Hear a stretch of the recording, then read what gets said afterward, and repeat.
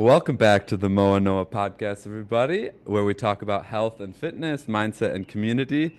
Today, I'm joined by someone like with an amazing soul.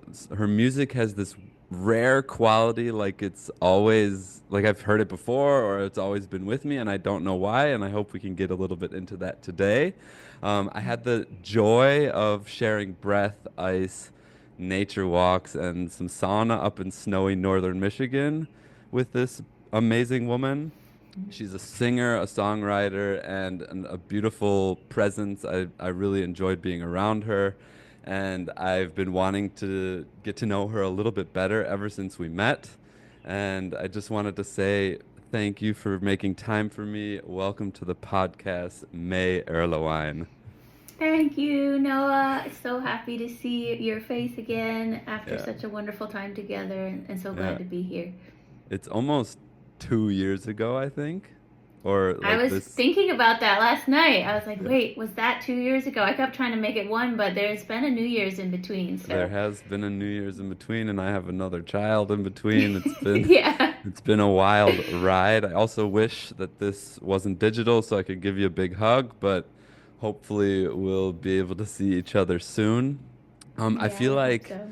during our time together in Michigan, I want to talk about that a little bit later, but I feel like we cracked open a lot of interesting, beautiful energy and hearts, and people were pouring their souls out. So I hope we can go just as deep during this podcast together, if not deeper. I definitely, like I said, have a few things I want to talk about, but for the main part, I just want to get to know you a little bit better. I want the people, the 17 people that are watching this, to get to know you a little bit better, to listen to your music like I have been on repeat the past couple of days so I can get into the mindset of May. First of all, how are you doing? How's life? Well, I it's really early here, so I just dropped my child at school and am just happily sitting down with some coffee in the morning here. It's springtime in Michigan, which is exciting because we have to earn it going through the long winter time. And Especially in so, the yeah, north. yeah, I've been touring a lot, but I'm at a little rest period. So I'm doing well and just grateful for the green and the springtime It's energy so coming nice, at me. right? Yeah, I need it. I'm ready.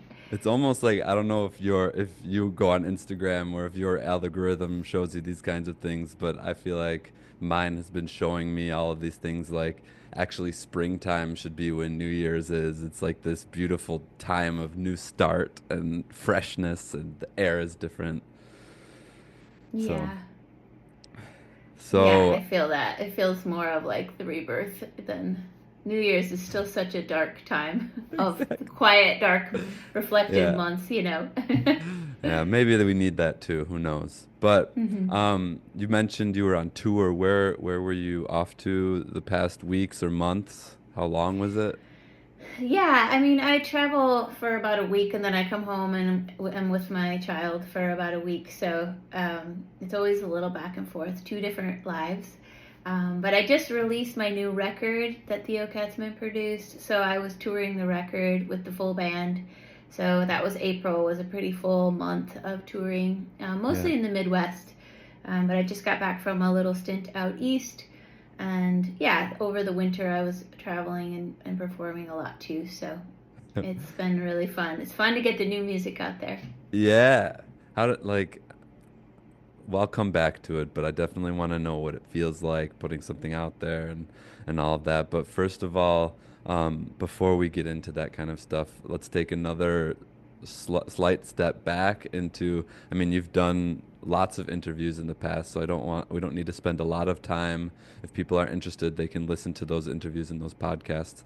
But my connection, another connection I have with you is Michigan, and I want to know you Michigan through and through. Where did you grow up, and where exactly are you from? I am a Michigan girl. My parents, I grew up in Big Rapids and in Ann Arbor. They moved between those places, both before and after I was born. So southeast Michigan and middle Michigan. and then traveling a lot to northern Michigan throughout my childhood. So, yes, very much a Michigan girl. Yeah. And I did a lot of traveling in my kind of teens and early 20s. And that only showed me how special this place is. So I returned and reside here. It's a really beautiful state. Yeah, it's a lot of people, like at least here in Europe, have no idea. Like I mentioned Michigan, and they're like, "Where is that?" Either you get the Michigan or Detroit or something like this. What's that? Or they get, "Oh, is that the one with the lakes?" And I'm like, yes, it is. That's Yeah. that's the one. But it's just like this undercover, beautiful place. And everyone that comes, like I went to school in Ohio, and everyone hates Michigan. But whenever they come visit, they're like, okay, I don't think I can hate that place anymore. It's too beautiful. Yeah, it is kind of a secret. I think because it's tucked into the Midwest, it gets easily ignored, and then people who don't know about the Great Lakes think lake, and they're like, whatever. Yeah. They don't realize they're like almost like How? mini oceans. So yeah, it's funny to watch people discover Michigan for the first time. Yeah. And now you're in you grew up in like Southeast Michigan, Ann Arbor, and then you moved. When did you go up north? In my early 20s, I started living in more northern Michigan, and then I've been living in Traverse City for like 9 years, or almost 10 years. Okay. Yeah. Traverse City. I don't know if I ever told you this, but my grandma lives in Leelanau, like just on Lake Leelanau.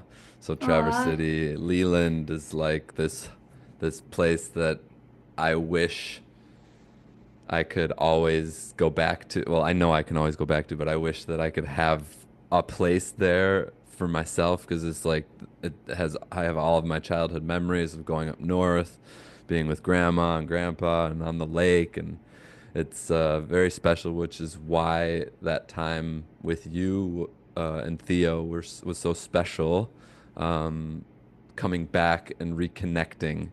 Kind of like, I guess you said you traveled around, and Michigan always has this place in our hearts to be something special. And I guess it's just because of the homey feel. But we all call it Midwest, but it's technically not Midwest, right? Like on the It, map, it's in the north, and it's more east. well, yeah, I mean, I'm so confused about what Midwest is. I mean, it is or it isn't. It's like directionally, it's not, at I all. guess So yeah, I don't know. I don't know how you qualify. Midwest must be a vibe. Yeah, yeah. Because we're definitely not in the Midwest. Because I was talking to a friend, she's from Kansas, and she says she's the Midwest. I was like, no, you're not. And they were like, yeah, we are actually the Midwest. I was Yeah, like, I know. When you look at the map, it doesn't make sense. So yeah. I don't know who decides these things, but maybe we write them a letter. We'll write them a letter later on after this. Maybe they'll be Yeah, watching and they'll be like, hey, they're right. yeah, Michigan needs their own thing. right. Um, so you grew up in Michigan, and I guess I can transition a little bit into like the musical you. Um, Mhm. has it been forever? You've always been into music and singing, or did it happen after puberty? Like sometimes people find themselves once they actually know themselves. Yeah. I mean, I think music was always a big part of my heart. I love to sing right away, from very like talking. I always remember singing. So that sort of instrument that we're born with was something I used right away. And music was a big like quality of life, had a lot of like important value in my family system. So it Okay. was around, and making music was valued. So I'm really grateful for that. So that set me up, I think, well. And then I played violin and piano when I was a little kid. And then when I was like 12, 11 or 12, I picked up a guitar. And I just like immediately wrote a song and was just like, whoa, this is something I can do.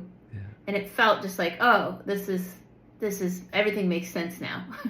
And so basically from that point forward, I've just been writing songs, and I got an electric guitar, and started playing and just experimenting with songwriting and learning guitar and playing music. So, and then it just continued from there, pretty consistently. I didn't really put it down after that. That's at 12 years old. At 12 years old. Yeah. That's so cool. And do you ever sing that song live anymore? I don't, but I could. I mean, I do have it, and I have a few from that time, like on tape. This person helped me record them, so I do have some very early songs. But most people existing in my life now have never heard them, except for maybe my sister. You know, my parents for sure. But yeah, but that's cool because it kind of like it obviously gave you that sense of, oh my gosh, I can do this. Because that was actually my next question. Do you remember the first time you sang and you're like, this is what I'm doing, and this is what I want to be doing professionally even? Was it exactly then and you're like, I'm just gonna, or was it like, I'm gonna dabble a little bit, and or did you already start like performing at school or? I started playing a lot. My friends made fun of me and called me Jimmy because I had an electric guitar, which is ridiculous because I'm not really a great guitar player. But yeah, and I was in like punk bands and wrote my same like kind of heart-centered folk-ish songs. And was in choir and drama in school and stuff. So music was, I was doing it. And then playing, like my sister is 6 years older than me, so her like friends in college would ask me to play when I'd visit her, and then some of them invited me to do like open for them at shows. So I was doing real shows and stuff at a pretty, I think my first actual show was like at 14 years old. Wow. And then, you know, from there it slowly built. But I think it was around my like when I was like 20, I moved to Philadelphia, and I started. I mean, before that, I hitchhiked all over the country, and I would busk everywhere. So I was playing music on the street for money, and I think that was actually when I started working, you know, like in music. And then when I went to Philadelphia, I realized I could busk in the subways every morning and make so more I would people, more traffic. Yeah. Your business sense started kicking in. Right. So I would just play in the subways. I would get up at like 5 a.m. and take the subway and then from 6 to 8, I would play music and for people on their way to work in the big city. And that's how I made my living mostly. I worked at a coffee shop too, but I realized after a while I could make more money in the subways. And so I started learning how music connects to people, and I had an experience when I was 18 where that really hit home. Like, oh, music, I can write angsty songs for myself all day long, but music is about connecting, and so I want to write from a connective place. And so from that point forward, I kind of felt like music was a service and connective-oriented thing for me. It wasn't just about myself or being up on stage. It was like, this is for people, this is of service to healing and feeling and all those things. So, yeah, getting that practice on the street was really great. Yeah, I mean, you get immediate feedback. Right, and it's like, did I connect with them? You could tell right away. In this much time. Yeah, like I have 1 minute from the point of them walking from there. And sometimes I would even like change the song because I'd be like, oh, this person's coming, I'll play this one for them. But that person's coming, and I'm going to slowly shift into this other song because they look like they need this song. And it was just really fun. You know, you were really playing songs because you felt they needed that song. Yeah.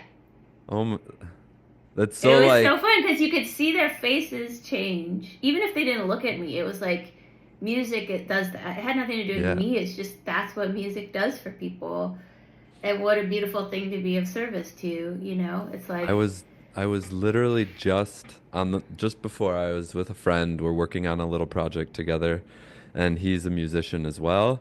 And I was talking to him. I was like, man, obviously I use ChatGPT to think of questions for me every now and then, or give me directions for this podcast. But it kept on spitting out things like that were very high-tech music and like I don't even remember the questions because they didn't connect to me. I was like, I Hmm. can't talk to May about these things. And he was like, as I was talking to him, I was like, yeah, but music in my life, like I have no idea.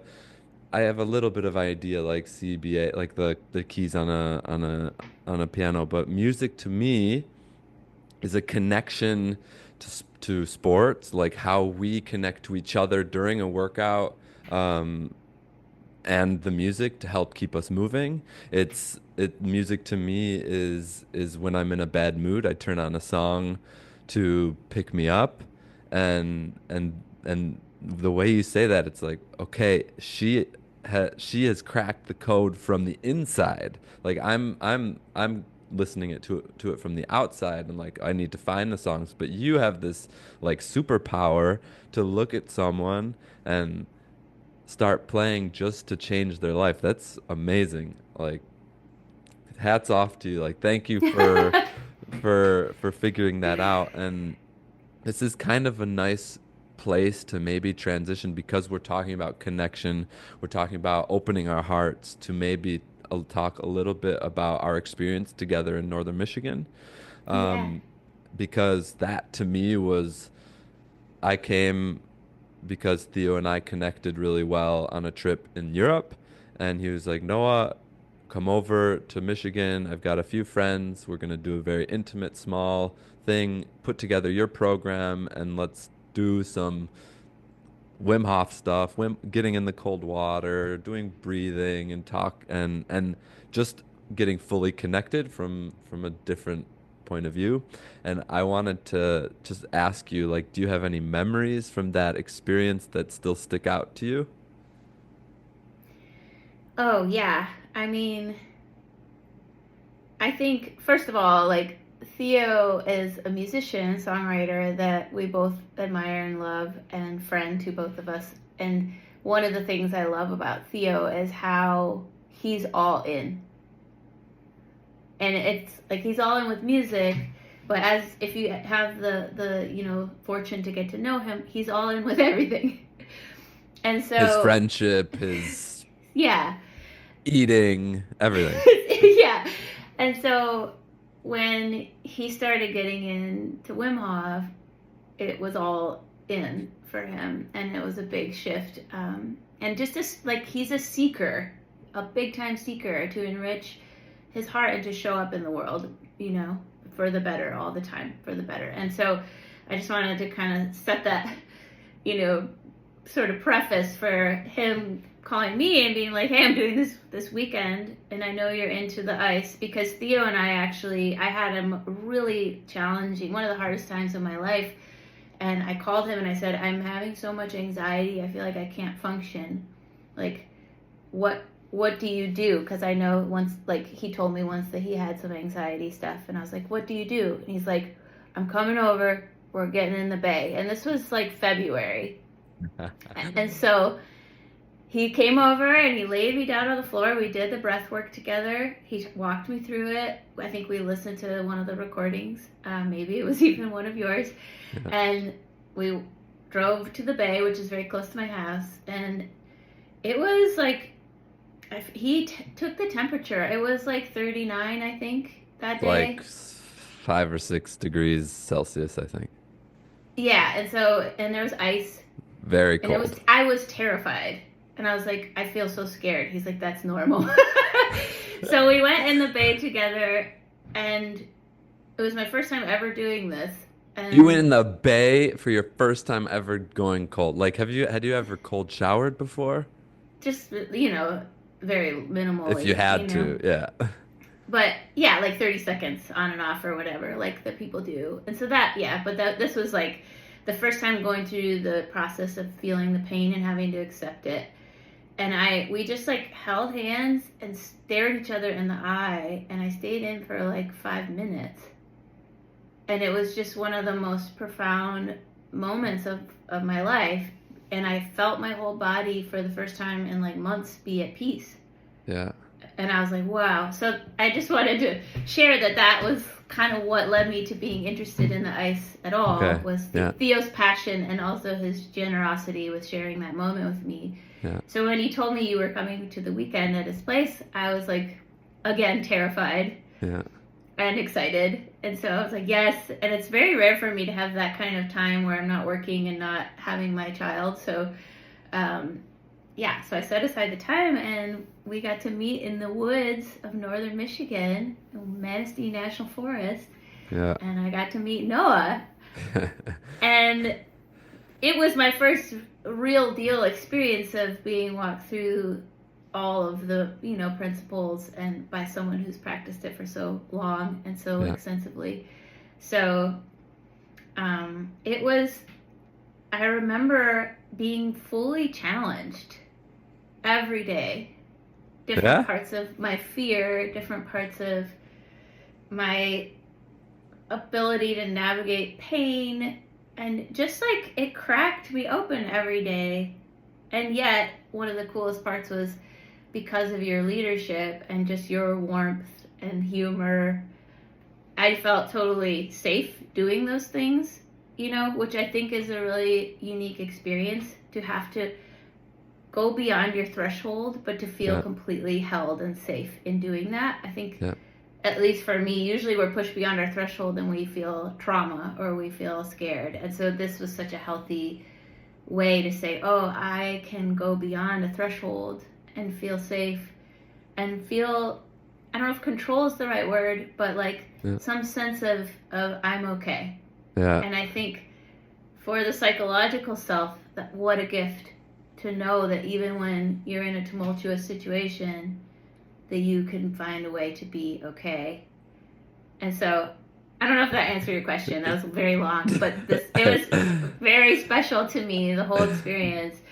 I have so many memories, like funny ones, beautiful ones. I could go on forever about it, but I'll share a short memory, like one of the memories that sticks out to me the most, because it was like a blur of a weekend. It was 3 or 4 days, 3 nights, I think, and every day I had y'all doing stuff, new things, pushing the boundaries a little bit more, and getting like connected a little bit more.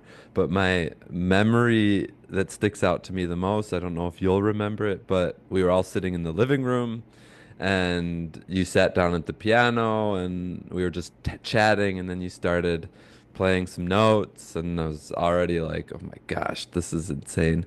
And then you also sang for us, and I think I started crying a little bit because anyways, when you're in these situations, these events, you're in this really open-hearted space for a really long time, and when something that beautiful starts happening, it's like it gets you immediately.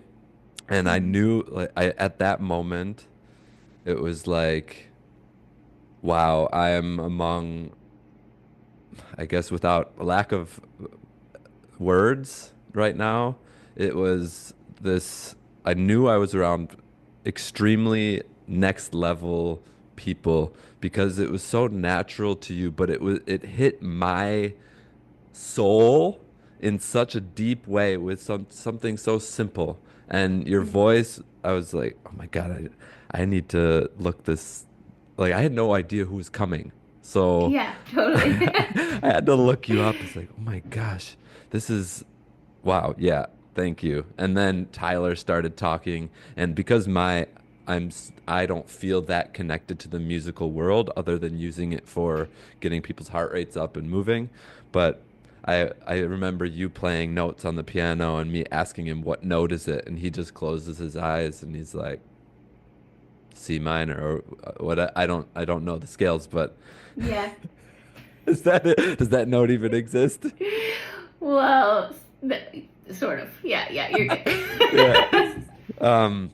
And just seeing all of you talented people together in one space and knowing that I could be a part of that was a really special moment for me. And so I was really, that's where I was like, wow, thank you for trusting me to be in this role of your life at that moment. So one of the really cool, nicest parts of that was that moment for me. Um, Aw, that's beautiful. yeah, I don't know. I felt like when we did the breath work and you were curating the music for those moments, I had profound moments of just like heart opening, trauma release, like all of these energetic shifts, and some of it was obviously the physical part of the breath work, but then the way you cultivated that space with the music and things kind of getting more and more up, like it was beautiful. And it was partly that we were all together, it was partly the music, it was your leadership and the breath work all combined created, I think, for everyone there, profoundly important moments for them. And so I think, you're selling yourself short. I think that you have a sense for music that's really special. I definitely do. Like, I definitely do. When I just wish I knew why. Like, and talking to maybe someone like you would be an interesting person to talk to about it with, because when I'm doing those, I don't have like a playlist that I just press play on. I have a list of 25, 30 different songs that I have at my fingertips that I feel, okay, this is where this journey is going, play. And it's like I'm DJing at the same time as trying to work with the group and every individual's energy. And so it's if I wish I knew, because then I could replicate it every time. I'm still not anymore. I guess at that time I was still at a place where I was trying to master that, like getting it every time, knowing the group and playing the music. And now I kind of feel like, okay, I have these main songs, and then I'm always a little bit scared to branch out, and so I have to listen to them. And that's why I think I wish I knew why, because then I could just say, oh, this song, that song. I wish I had more knowledge of the industry and the songs. But yeah, that was a very cool learning experience for me. Learning is a part of the game always. And so my next question is, since you've had those experiences, I saw it on your Instagram because you tagged me the other day that you were going into the water, which means you're sticking with it. And I guess my question is, do you still use it regularly, like the cold or breath? And if so, how?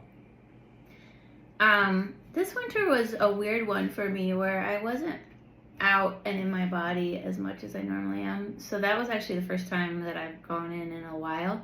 Yeah. And it was the day after my birthday. So I was like, I'm going to start 43 right. My first day of being, I mean, my birthday, I had my birthday. Well, happy belated birthday, I guess. It's not too long ago.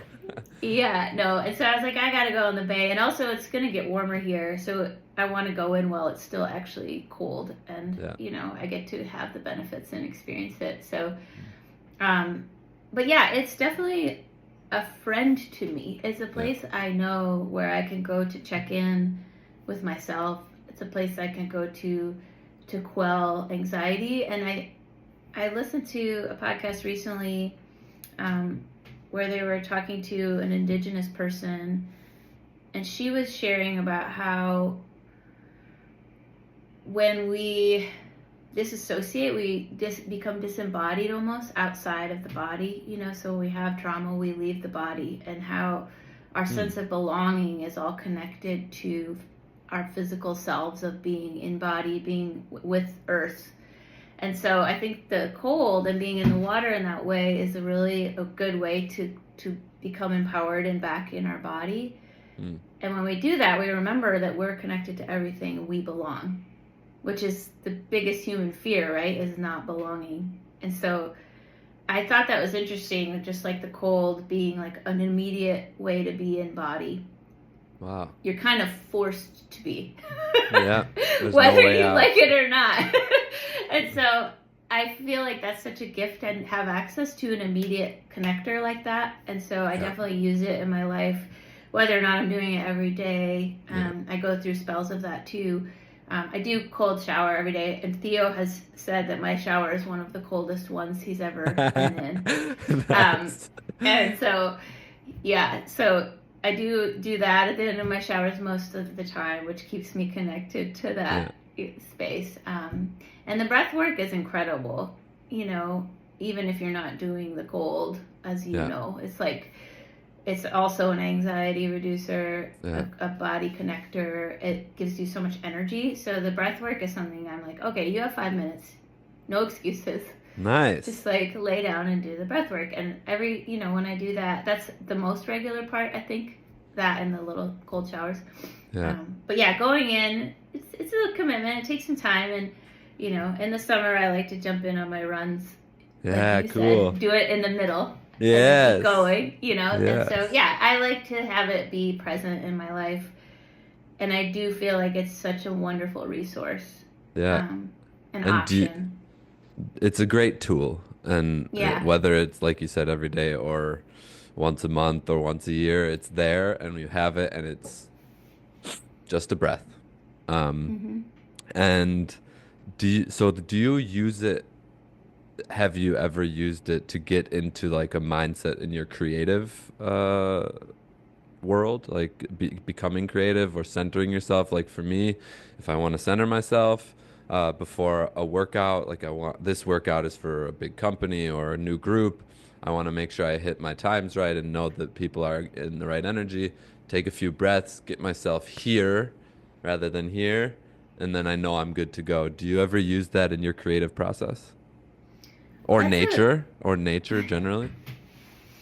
yeah, I mean, for me, I don't know how to separate those things Ah, at all. But I do know that when I'm taking care of the body that I'm inhabiting, yeah. and like when I'm in my body and less in my head, then the creative spirit is more fluid and just more, I'm able to be more present in general with everything. So When you say receive, you don't know how to separate it, you mean like the creative side and the non-creative side of yeah, May? like Yeah. totally. It's all like kind You're in a of constant state of creativity. kind of. I mean, I Yeah. try to be. I don't say that with like a sense of ego. I just like, No. I really strive to always be thinking that way and being that way. And so I know that if I'm in my body, I'm less in my head, Yeah. which is, I think, more open generally to Mhm. inspiration. So, Yeah. yes. And like, if I want to set myself up right for something important, then being healthy and doing all those things that I know help me to feel healthy, which being in the cold is one of them. I have a sauna at my house too. So, I just know Oh. these things help me. So Yeah. yeah, if I'm having a big tour, then like the week before I'm trying to run, trying to cold, trying to sauna, all the things, eat well, just, Yeah. try to set myself up, Being on the road is exhausting too. So like Can't even I really imagine. lean hard on the, like sort of ways to maximize my, health and feeling good Mm. and so yeah. In terms of health and fitness, just because that's my jam, do Yeah, you yeah. do you have like something that you do regularly right now? Do you have a program? Do you have a gym you go to? Do you do it at home? How does your system?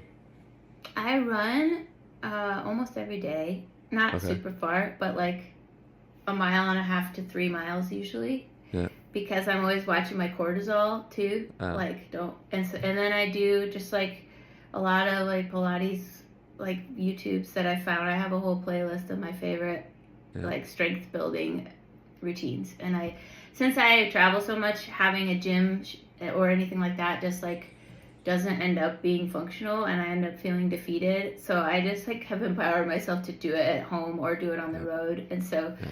I'm often like laying out towels at the hotel and doing my stuff, And so yeah, I like to use my body. My main thing is like use it in a lot of ways and stay flexible. I don't suffer from any pain right now and I feel like that's hard with all the instrument. Yeah. So that my main goal is just to stay able to move and enjoy my body moving Yeah. through space, and just to feel strong and able, especially with a child, like Yeah. being able to play and run and all that stuff. So yeah, With that's my yeah. goal. Yeah. Well, I would say this idea of longevity and working out healthy is becoming more present in the world, which is an amazing thing because it turns it from this idea of everyone having to treat themselves like an athlete to everyone just incorporating movement and health into their life because it's part of life. And I think that's a really, because I'm an athlete, so I know what treating myself like an athlete is like. That's not the healthiest. It's to be elite, and being elite is pushing boundaries and not always the best. So this idea that longevity and moving to be healthy and happy is that becoming more and more popular, that's actually one of the best things that could be happening in that world. So I'm actually quite, because I've talked to a few people now, and more people are saying this, and now that I'm getting ready to possibly start a bigger business than just my personal business, and that is kind of the road that we're planning, or that I'm planning to go down, and it's quite nice. I Oh, wanted that's to so exciting, Noah. it is. It's scary as hell. It's the new ice bath, causing anxiety and thoughts here where I know what I think I want, but it's definitely scary to have a different responsibility put on the table, especially when it's a monetary one. We over here in Europe, at least in my little circle, it's less about becoming rich and more about making nice things happen and connecting, and I really that has resonated with me a lot lately, so I've been focusing on that, but in terms, let's move a little bit away from health and fitness and into, you mentioned at the beginning that you're going into a little bit of a lull in the chaos of being a traveling artist. And so I guess, what does that mean? What are you going to be doing over the next couple of months? Is this a creative time, or are you going to take a full time? I guess I already asked because you're always creative, but I'm gonna ask. I know if something sparks you, you're gonna write it down and you're gonna do it, but are you gonna take some real time and recover? Yeah, I mean, I feel like whenever there's a break, usually it starts with a body rest where, like, I catch up on all the sleep I did. You know, you can't really catch up, but just letting Yeah. myself sleep and kind of feeling the, like, luxurious thing Oh, of having enough sleep, you know, which I'm sure as a parent you know how precious that is. And yeah. so it starts there of just sort of a replenishing phase usually, and then one of the things that gets kind of put on the back burner when I'm moving is just like house stuff, like the domestic, like, repairs, and like having a garden and getting ready for summertime, and Yeah. just all of those things need to be cared for and done. So I know I'll be doing that kind of stuff, which I love. It's like Yeah. very fun for me to get my hands in the dirt and fix things and What do feel. you have in your garden? I haven't started. I don't start here until June because the frost still comes, and so What? yeah. So I've just been, turning the soil over and getting ready. But yeah, any day now I can start kind of Do putting things you in. did you ever meet Randy? Yeah, I know Randy really well. Okay, because I also had a Yeah. conversation with him. He's like one of the, for me, the OG inspiring guys doing farming and gardening, and uh, I guess he's not actually too far from you to, if you ever Yeah. need, like, he has, from what I understand, the best soil in the world. Yeah. Shady Grove Farm. Yeah, Randy is such a incredible, I don't know, just activist, farmer. he's it all. He does it He's all. he does it all. And he's such an intelligent, incredible mind. But yeah, Randy knows, he knows the real deal, and Yeah. he's up there where this growing season is even shorter, and Yeah, I he's don't created all understand these ways. how they do it. And I think Yeah, his soil is so active, he can grow crops in the middle of the winter because it's yeah, so strong. Something like that. But yeah. do you have any plans for your garden? Like, anything in mind? My garden began for Iris. I moved into this house when she was 11 months old, and Yeah. so Iris is my child. Yeah. And so and I love flowers, so it's a very small little plot, but the right half is all flowers, and the left half is all edible. So when she Okay. was little, I could say, you can eat anything on the left side. And she could go in and pick whatever and play, and. And so I've always just grown things that are fun, to eat and enjoy over the summer that are Yeah. fairly simple because I'm not home all the time, so they have to be able to tolerate Hearty. me. Yeah. And so yeah, just simple little foods like, and herbs and just fresh things that are nice to have around, and then lots of flowers. Yeah. So, yeah. What's your favorite flower?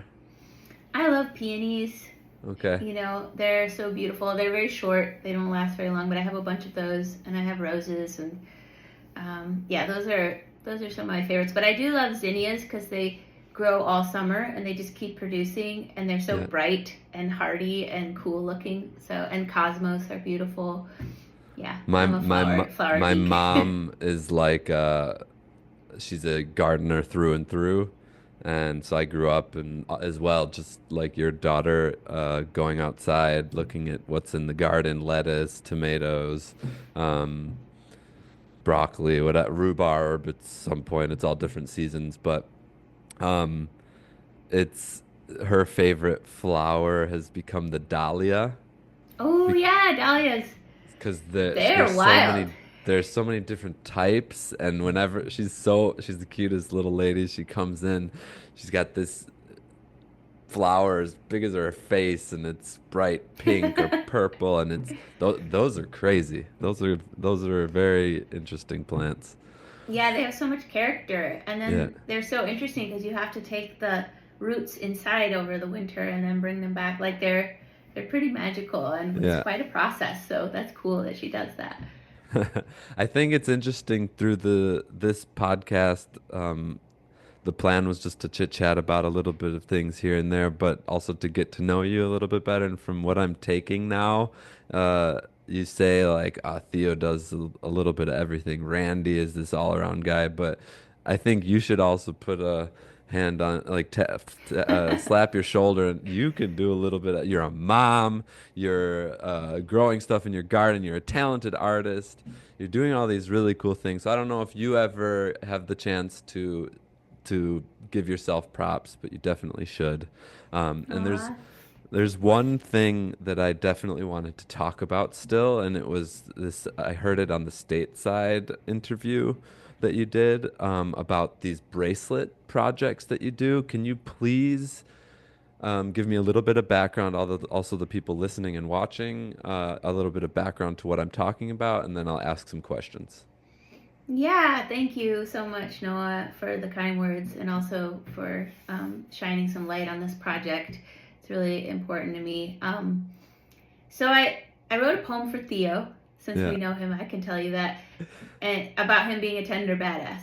Yes. And it's a very short poem, and I sent it to him, and it was a sweet moment. And then I was like, tender badass, TBA, that's a cool thing to put out in the world as a term because it sort of celebrates people that are courageously vulnerable, gives some power to that, which in this sort of extroverted society, I think it's not celebrated enough. And so that term was something I started throwing around to my friends, and it was just a cute thing. And then I thought, I would love to do something more with that term, like get it out there. And then I thought, but like if I just made merch that said that, like how would that connect to me and how does that make sense? And then I was noticing like the Taylor Swift bracelets and how they were becoming a thing, and I was like, wouldn't it be cool to have bracelets that said TBA on them, and this could be a not-for-profit part of my work, and the funds would go to someone experiencing hardship or injustice, and I could just sell them at my shows. And so this was around the time when the violence in the Middle East between Israel and Palestine was coming to a new peak. And I thought, okay, wouldn't it be great to sell these bracelets at these big run of winter shows I do and send all the money to relief efforts in Gaza? And I didn't have time to make bracelets, and they weren't something I could really order. So I invited people to come to the show during sound check, and I bought all these beads, and I invited people to come make them. And I said, as many as you can make, I will sell. And so to my surprise, people showed up. And then also, it was really healing and rewarding for them to do a small something with the grief they were feeling about this global crisis, that we were all kind of feeling far away from. So, and more people started showing up, and we created a whole bead team for people all over the country, mostly women who wanted to donate their time to making bracelets. And over the course of that year, the project raised $20,000 just from me selling bracelets at my shows that people had the kindness to make. Yeah. And most of the people also buy the supplies themselves and donate that. So it's like 100% profit. Yeah. There's like, and then we decided to continue this now. So every year the bracelet colors are going to change so people can collect them all. Nice. And last year they were red and white, and this year they're black and gold, and all the profits going to the ACLU. So you picked different places to send the money. Yeah. Yeah. So this year it's all going there, which feels relevant to what this country is going through, and they're doing so much activism work to protect a lot of different people. Yeah. And so it feels really special. Yeah. The bead team has grown to be. Do you send internationally? We haven't done any sort of mail order situation yet. Yeah. Partly because they're so small and they're only $10 that to ship them it gets a little weird. Would cost another $10. Right, yeah.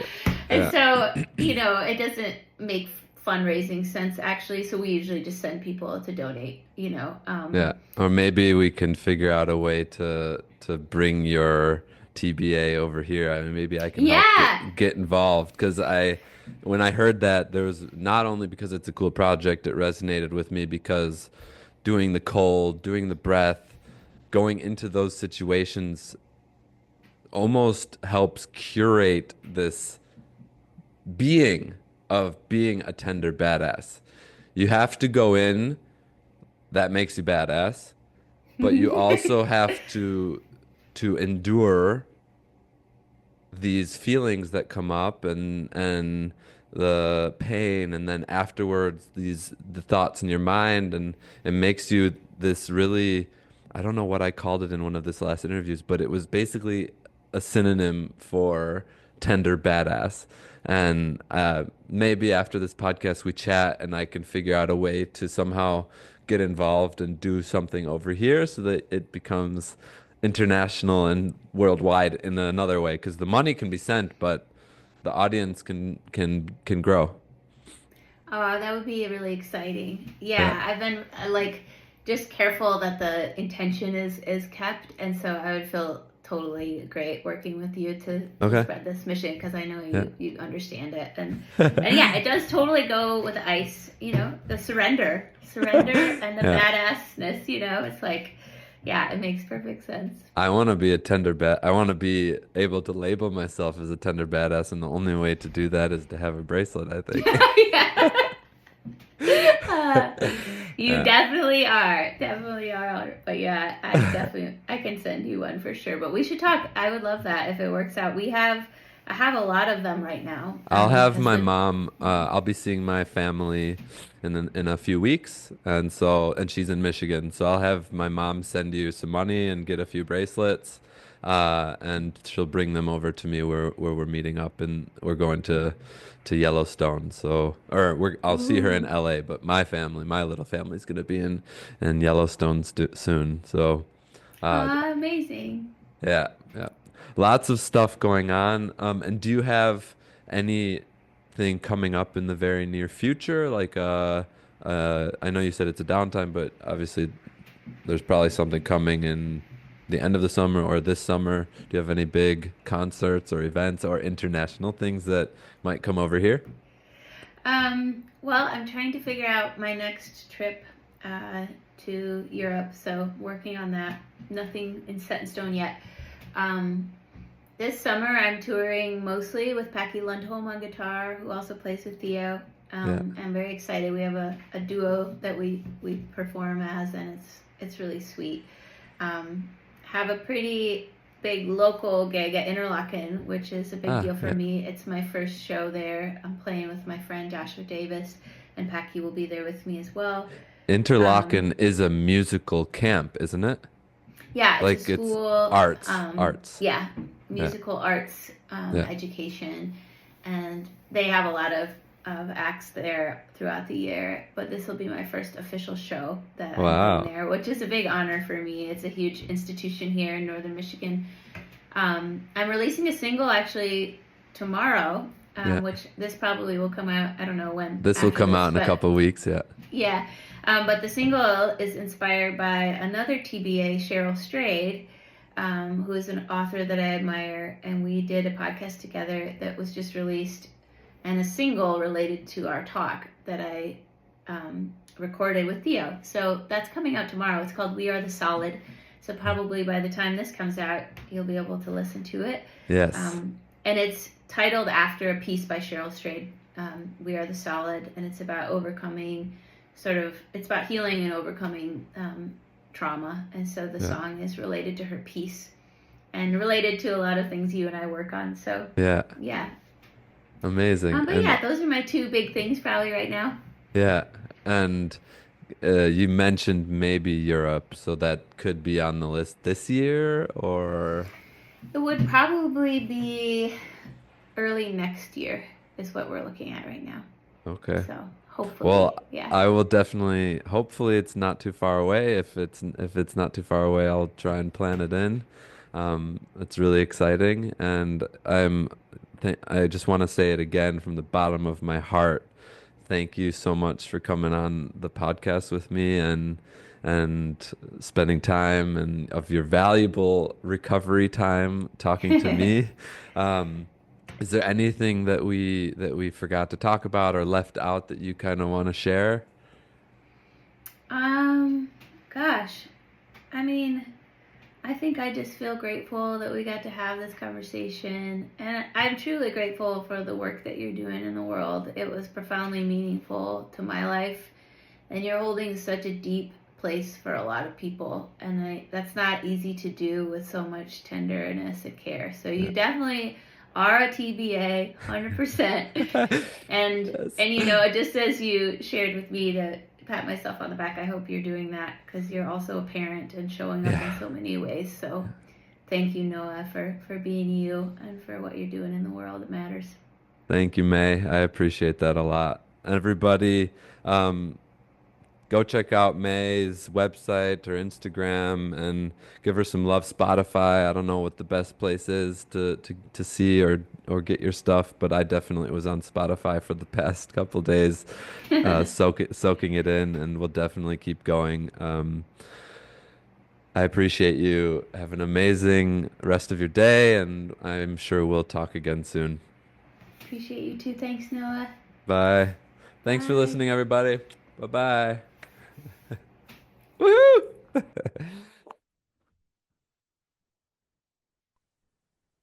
That was great. That was so fun. Thank you. Yes, you are awesome.